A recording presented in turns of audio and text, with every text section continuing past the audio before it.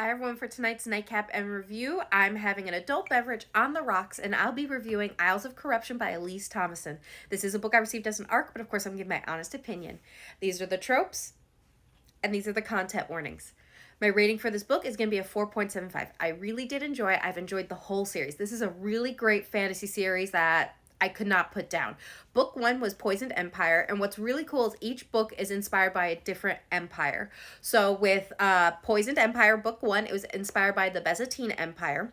Book two was inspired by Egyptian Cleopatra Empire, and as which was Conspirators Kingdom. And book three, like I said, Isles of Corruption, was inspired more by Norse inspired fantasy. So this is a really great series that has a different take with each book that I really have enjoyed. So what's this book about? So this book is about a recently confirmed widow by the name of Hypatia, who is on the run due to unscrupulous men who want to take advantage of her recent status change, as well as trying to escape the notice of the Empire due to her family's past treasonous acts. In an act of desperation, she makes a deal with a stranger in a magical globe and is then whisked away to a different kingdom.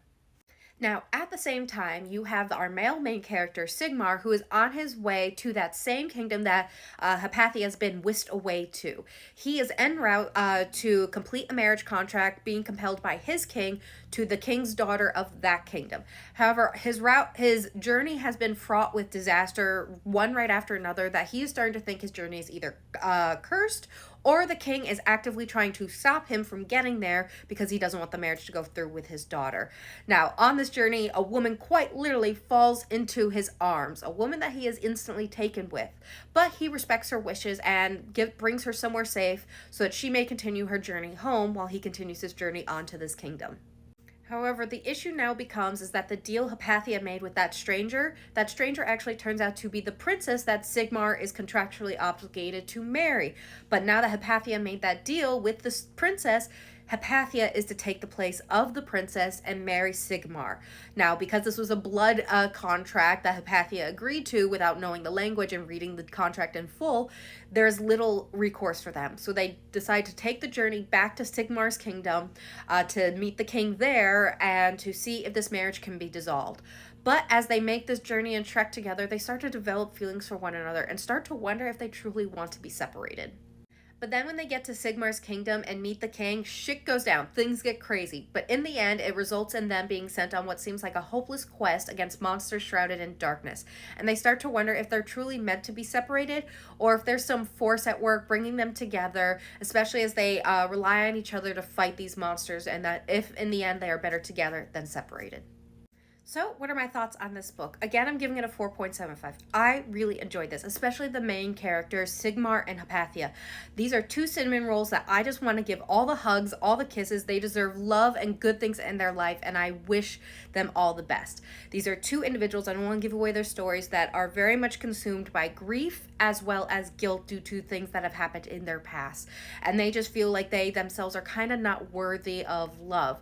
But when the two of them come together, they support one another and help each other in a healing path while still going on this amazing adventure.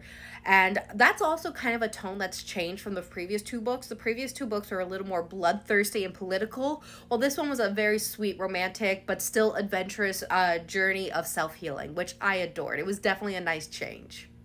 Now, I can't stop talking about how much I love our characters in this book. You have Sigmar, our male main character, who is, yes, a strong and fierce warrior, but is also very sweet and attentive to Hypatia. He is always wanting to give her choices and uplift her, especially considering how she grew up in a very misogynistic empire that very much limits the choices of women. So as smart and resourceful as she was not allowed to achieve certain positions due to her gender.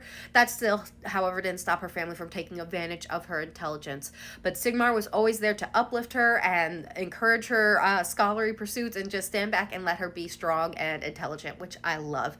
Now, the side characters in this book were also entertaining and added to the story because they had their own issues and such to work through, so I enjoyed them as well. This was a great, solid book, and if you love fantasy, this is definitely a series to check out.